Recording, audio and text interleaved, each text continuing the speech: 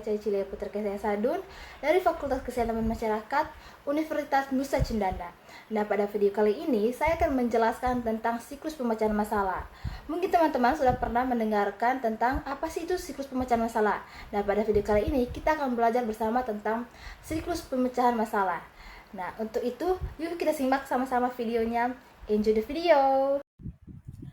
Baik teman-teman, sekarang saya akan memulai penjelasan kita yaitu tentang siklus pemecahan masalah atau problem solving skill.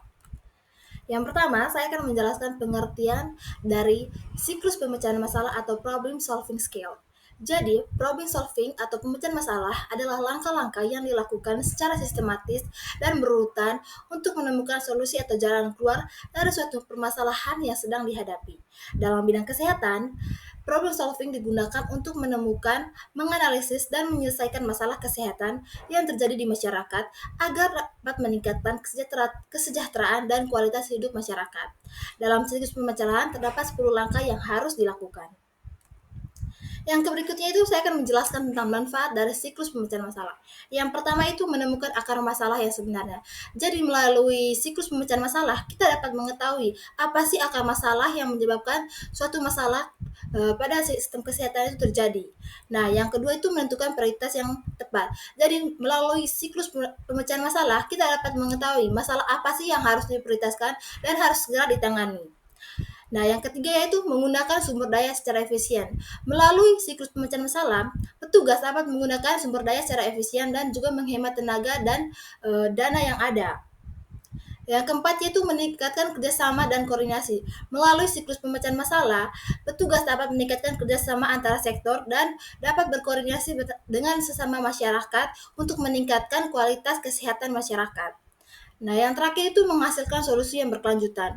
Nah, siklus pemecahan masalah ini juga sangat menghasilkan solusi yang berkelanjutan bagi kehidupan masyarakat, terlebih dalam bidang kesehatan. Berikut adalah tahap-tahap dalam siklus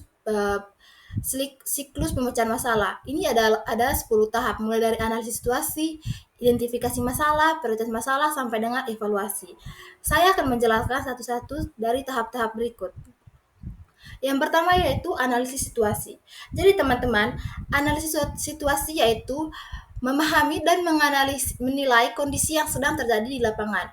Pada tahap ini, petugas akan mengumpulkan berbagai informasi dan data agar bisa mengetahui keadaan sebenarnya. Misalnya, saya mengambil contoh untuk kasus DBD. Ketika angka kasus demam berdarah meningkat, petugas akan menganalisis di daerah mana saja yang banyak terjadi, apa penyebabnya, dan bagaimana pola penyebaran kasus DBD ini. Yang kedua yaitu identifikasi masalah. Identifikasi masalah yaitu menentukan masalah utama yang benar-benar perlu diselesaikan. Misalnya, dari hasil pengamatan diketahui bahwa peningkatan kasus DBD disebabkan oleh lingkungan yang kotor dan banyak genangan air. Artinya, masalah utama adalah kurangnya kebersihan lingkungan dan rendahnya kesadaran masyarakat untuk mencegah sarang nyamuk. Nah, yang berikutnya itu penetapan prioritas masalah. Jadi, penetapan prioritas masalah dilakukan karena dalam masyarakat seringkali ada banyak masalah yang muncul bersamaan. Nah, maka petugas perlu memilih mana masalah yang paling penting dan mendesak untuk segera diselesaikan.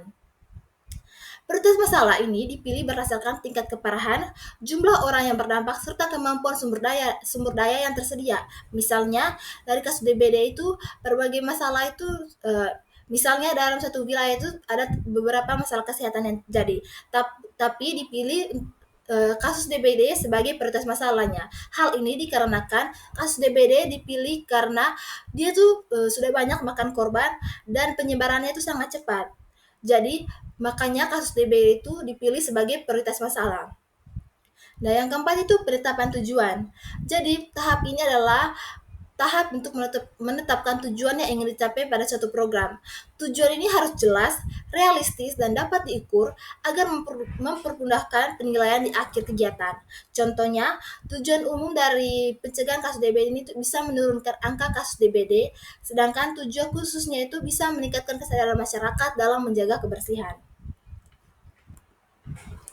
Yang kelima itu alternatif pemecahan masalah.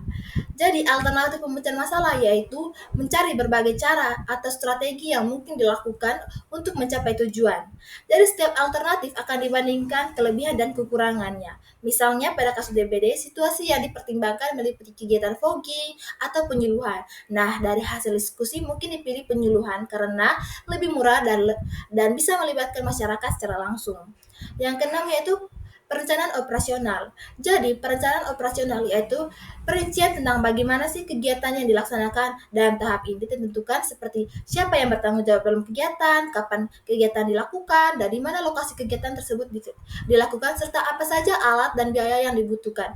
Misalnya kegiatan pemberantasan nyamuk, itu dilakukan setiap minggu pertama dan ketiga setiap bulan dengan melibatkan petugas puskesmas, kader jumantik, dan warga sekitar. Nah, yang berikutnya itu pelaksanaan dan penggerakan. Jadi, pelaksanaan dan penggerakan yaitu artinya menjalankan rencana yang sudah disusun pada tahap ini. Pelaksana mulai menggerakkan masyarakat agar ikut berpartisipasi dalam kegiatan tersebut. Nah, pada tahap ini masyarakat mulai melaksanakan apa yang sudah dilakukan atau sudah dijalankan oleh petugas. Dengan kata lain, di sini juga petugas itu melibatkan masyarakat untuk terlibat dalam program tersebut. Nah, yang ke-8 yaitu pemantauan. Pemantauan ini bertujuan untuk memastikan kegiatan berjalan sesuai dengan rencana dan untuk deteksi hambatan sejak dini.